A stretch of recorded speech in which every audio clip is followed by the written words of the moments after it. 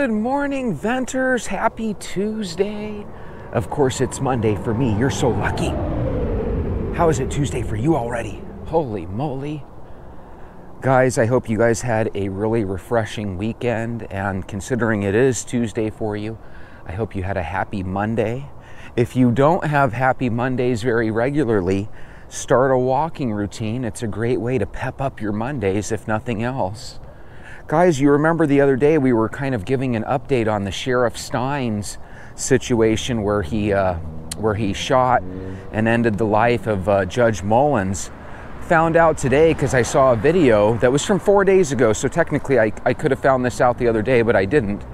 But apparently my thoughts on the sheriff pulling out the cell phone of the judge and trying to call his daughter, there was some merit to that because I was wrong. I don't know if you guys remember, but I had thought that it looked like Sheriff Steins was old enough where his daughter was probably an adult, but come to find out she's a teenager. So it's one of those things where I have a funny feeling we're gonna find out the judge did something really, really bad with his daughter or tried to have some sort of relationship with the sheriff's daughter. Now, does that validate the sheriff taking vigilante justice on the judge? No, it doesn't.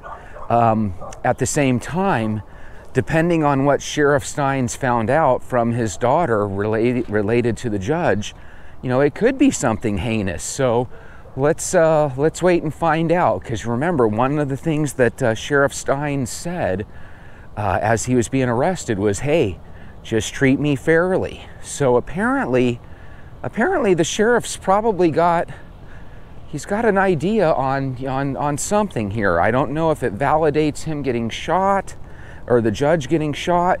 Maybe this is one of those counties where the judge has so much power. Maybe Sheriff Steins just felt like he wasn't going to get justice in this situation. So let's see if this opens up a giant can of worms. A lot of times you have these areas around the country where these judges can potentially have a lot of friends and a lot of allies. And maybe the sheriff just recognized that, hey, this is one of those situations where we're not going to get justice, and so he decided to take justice into his own hands. Now, I'm completely assuming here. I don't know for a fact, but it's just one of those things where if you read all the clues, it kind of looks like, you know, it kind of looks like the sheriff could have saw something that he really didn't like. And then here's another thing. If this can of worms ends up leading to a situation where the judge did have a lot of power in this area, well, then that's going to lead to a situation that I spoke of the other day where all of a sudden people that were arrested by Sheriff Steins or people that were sentenced by Judge Mullins, they might be able to take the facts from this particular situation and they might be able to apply it to their case to get out. Now, I'm not saying that that's the situation, but that's just what I'm speculating myself. Are we allowed to assume and speculate? Heck yeah, because this case doesn't necessarily affect us individually, right? And it's not like our thoughts that we talk about are going to have any major effect on this case. But that really does kind of throw a wrench into things. What exactly was the judge trying to do with Sheriff Steins' teen daughter? And you know, just because you're a teen today doesn't mean you were a teen yesterday, right? What if this is some weird grooming situation where the judge was trying to get with Sheriff Steins' daughter for a number of years, maybe even before she was a full-blown teenager? So again, is that what happened? Not necessarily, but I've seen videos that allude to the idea that maybe something went wrong there, maybe something happened. You know, if a judge is calling your daughter and he's friends with the family and he says like, "Hey, happy birthday," that's one thing. But again, there must be something really odd to this. So I would love to know what you venters think about this. By the way, if you're new to the show, this is The Walk. I believe firmly that if you start your day with a walk, you'll start to lose weight after a couple months and you'll start to feel better in a couple of hours. So start walking each and every day. one of the best ways to lose weight is to have a fun talk while you're walking. That way your walk doesn't really seem like a workout at all. Yay! I watched a bunch of really good football games this weekend. Hopefully you guys got a chance to watch some really good games as well. Basketball is starting back up. Baseball's in playoff pennant form, right? So we've got all these sports going at the same time. It's a good time of the year. This morning, right now as I speak to you, it's 77 degrees. I almost contemplated wearing a second overshirt or a little coat or a little jacket, but I decided no, it's gonna get warmer and warmer as I'm walking. It's supposed to be 107 today, but then for the rest of the week, it is supposed to lower in temperature. So hopefully I'll be telling you about really nice temperatures coming up. And I don't know if you guys heard, but it sounds like there's going to be another little hurricane system or something going through the Florida area again. And I don't know if it's expected to actually go up there in the North Carolina area, but my goodness, those people in Asheville, they need some relief. I heard a story that they showed this weekend where they showed a guy, he was in an apartment building. Get this, he was up on the 3rd floor, and he's showing video that he took as the water rose up to his 3rd story window on his apartment. Now, not only is that apocalyptic, but that's straight out of a horror movie. Let's talk a little bit about copycat crimes. Copycat crimes are difficult because if somebody finds a novel way to start robbing businesses, a lot of times those novel ways can be copycatted by other criminals. In Sacramento, they have a Winco food stores. And anyway, a couple was arrested because they ended up starting a fire, and people believe that it was a diversion so that her boyfriend could steal products from the store. So they end up starting this little fire. It shows her and she's using her lighter to light some products ablaze. And apparently they ended up causing like a couple of thousands of dollars in damage.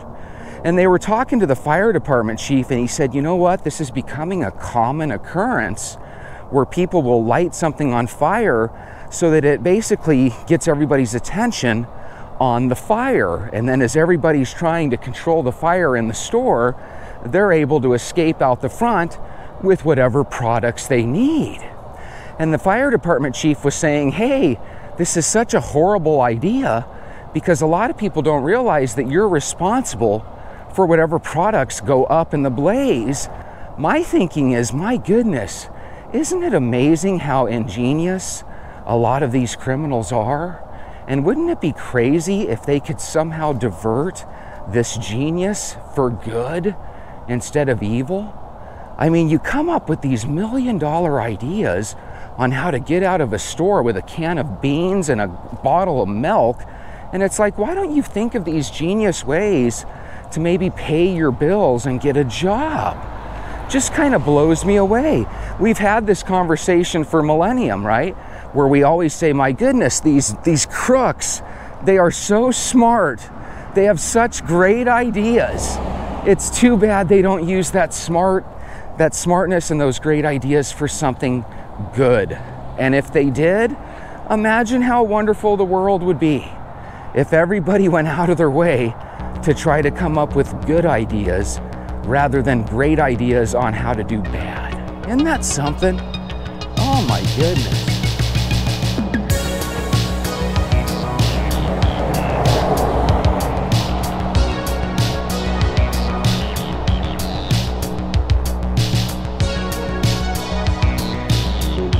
Hey, let's cause $1 million worth of damage so that we can steal $30 worth of groceries. It just makes absolutely no sense. Well, Jesse, they didn't steal $30 worth of groceries. Most people are smart enough to try to steal $100 or $1,000 worth of groceries. Well, that makes it that much, better, doesn't it? The things people will do. And by the way, a lot of these people, they'll have a teammate, right? You know, let's say it's a boyfriend and girlfriend team, and they'll go in and they think they're so smart by starting this diversion tactic. They'll go up to somebody in the job and they'll say, hey, can you help me over here in aisle 6? I want to look at something, right? And before you know it, and they usually ask the strong looking man, you know, hey, can you come help me with this? Because they figure the other employees that aren't strong men, they figure they might be able to kind of fool them or something, but they're not fooling anybody. You know, so what they do is they say, hey, show me these products over here. And then before you know it, they're babbling, asking a million questions. Oh, by the way, their clothes usually seem dirty and they're usually wearing an empty backpack, right? And so they think that they're doing something special, but it's just an irritant because the people that work at the stores will tell you they do this shit all the time.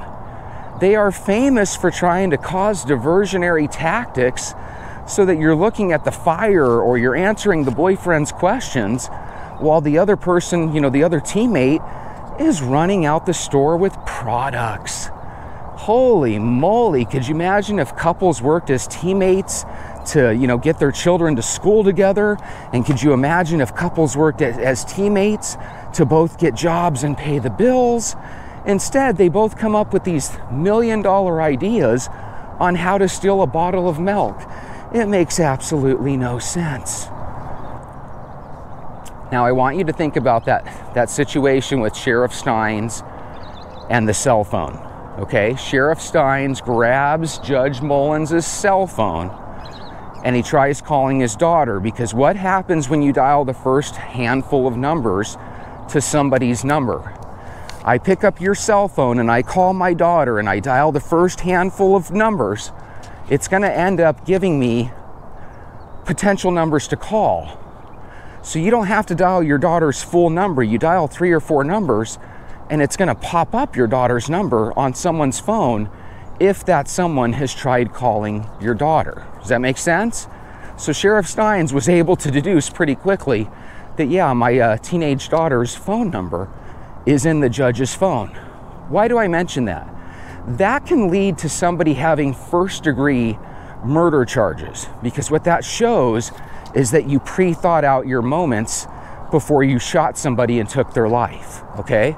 So that doesn't necessarily give him a green light to do anything. As a matter of fact, it might give him a green light to get first-degree murder charges. So why do I mention that?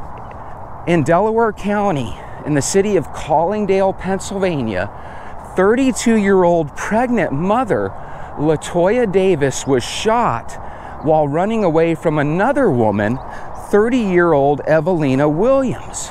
Evelina Williams, after shooting this pregnant woman, and by the way, took her life and the life of her unborn child, this woman had a license to carry permit. She did not leave the area. She waited for the police, okay? So you're thinking, okay, what happened? Well, let's imagine what happened, because I assume there's video cameras everywhere.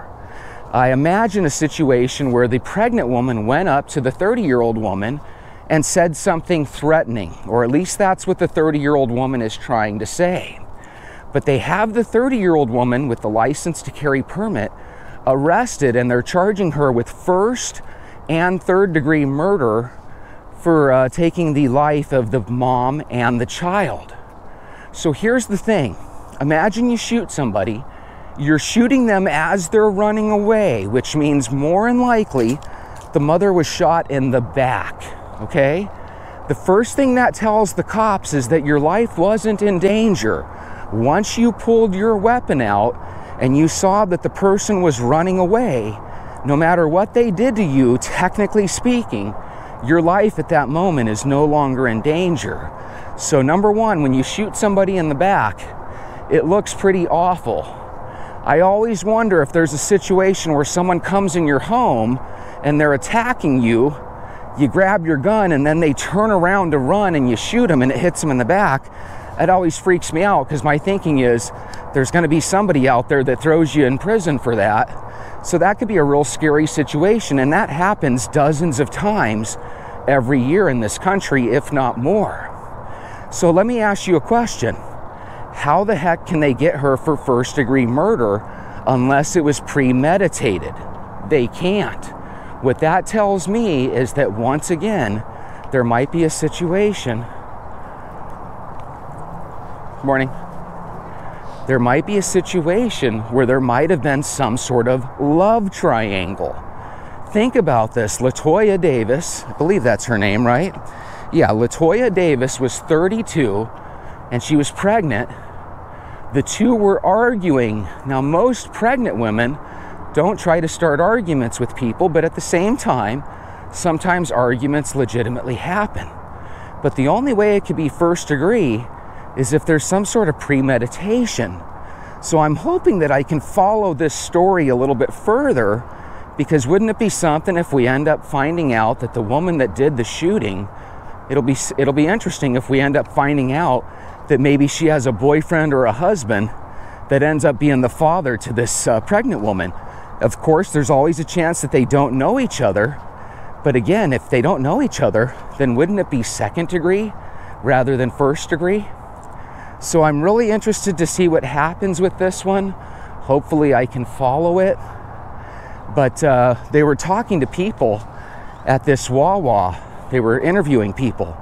And apparently in Collingdale, Pennsylvania, they were saying that over the last couple of years, there's just been a lot of crime that has been increasing in this area.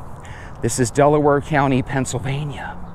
What's interesting is this is one of those areas where I recruit for my job. So I'm trying to find special ed teachers there, and I'm trying to find paraprofessionals that work one-on-one with students there. And now today, when I reach out to folks, I'll have something to kind of talk with them about, because this can be very, very jarring. And I don't know about you, but if I took someone's life and I shot them in the back and I took their child's life too, I would probably be not only depressed, because number one, you'd like to go through life without taking anybody's life, right? But I would really be depressed knowing that I took out a baby's life. Is it just me, or are we constantly starting to hear more about females that are doing the bad things? I felt like once upon a time, you would just constantly hear about men, and I'm sure in the grand scheme of things, men still do probably 80% of these crimes compared to women. That's not an official quote. I'm just saying, I imagine that 8 times out of 10, it's usually a guy that's involved in a crime. But at the same time, women are starting to commit high crimes a lot more often, and I find that very disturbing. Why? Well, I don't know about you, but I still grew up in a world where I consider moms up here. I consider dads up here as well. But we consider moms to be the gentler, the more fairer of the sexes. We consider women to be the ones that are a little bit more level-headed and down to earth. And we're having a situation where I think when people have a license to carry, it's usually because they're trying to be safe. They usually want to have it where they are safe at all times. Is there any way you can validate shooting a pregnant woman in the back? I mean, was she trying to rob the lady? Again, I don't see how that would be a first degree. That would be a self-defense.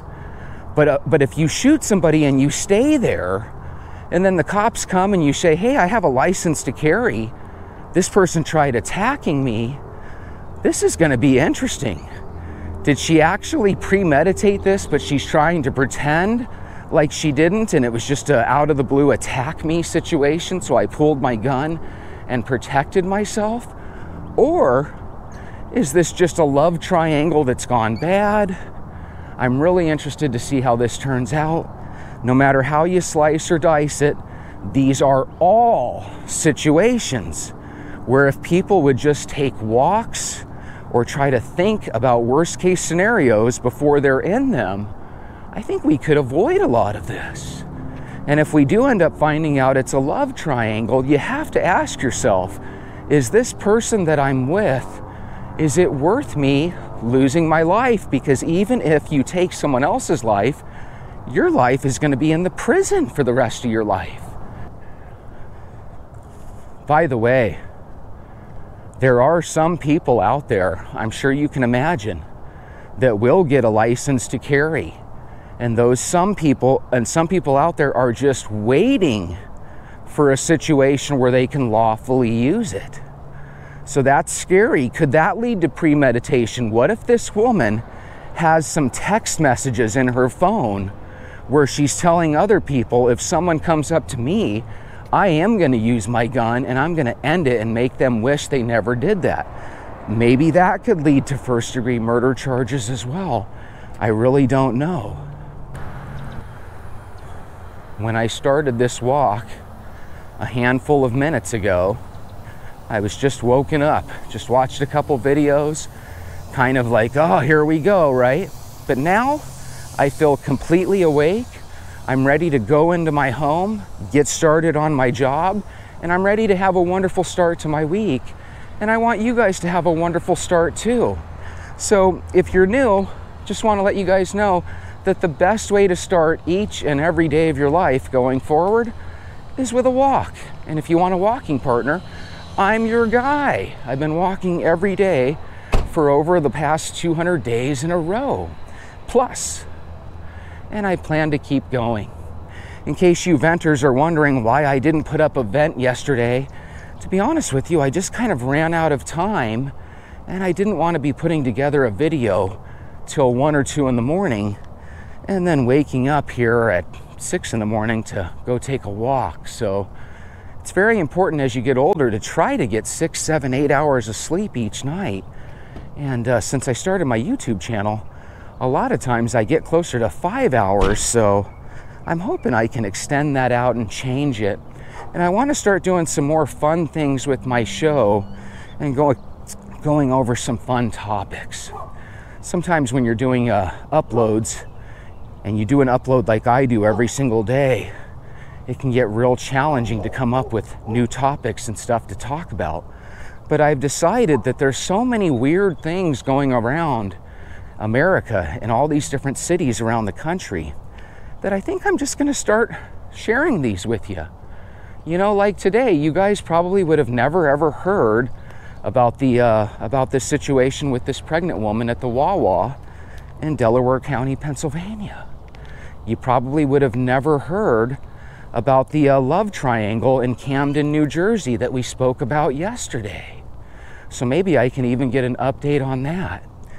And you know what? If you take a look at every state, you'll soon find out that every state, every single day, has new cases where people have lost their lives and people are talking about it. But here's the thing, if you live in Pennsylvania, you don't really hear about Arizona's crimes, and in Arizona, we don't really hear about New Jersey's crimes, and vice versa. So this makes it where maybe we could talk about some fun, interesting cases all around the country and maybe even all around the world. Lily, you're up there in Canada. If there's any interesting Canadian type cases, let me know about it. Maybe I can check it out. Maybe we could talk about it on a future walk. I think if we can get used to talking about things, we can just get used to kind of letting people know that, hey, if you're going through these problems, don't go the route that these people do. It is not worth it for you to lose your life or your standard of living.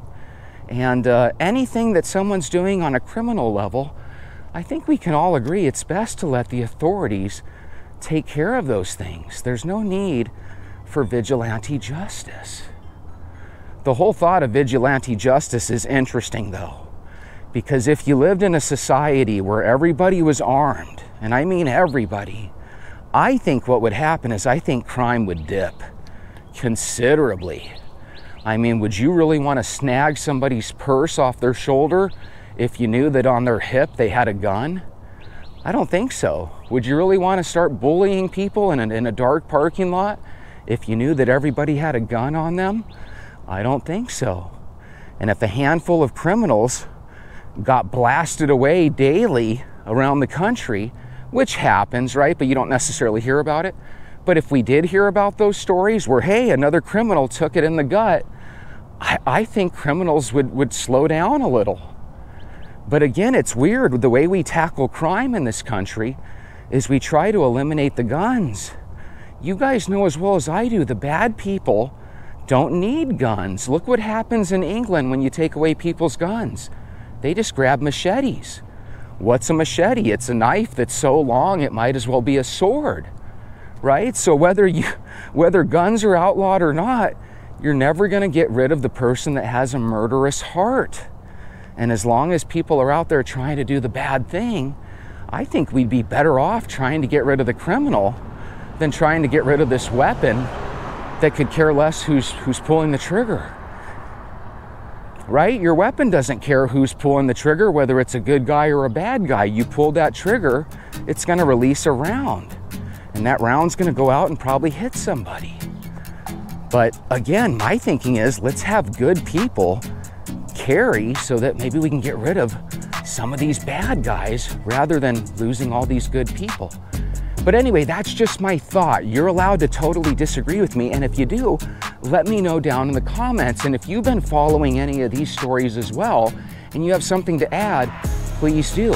But if today is an uneventful day for you and you have nothing else to do, take an extra credit walk. It's wonderful for you and it'll make you feel great. Have a wonderful day. I'll see you tomorrow.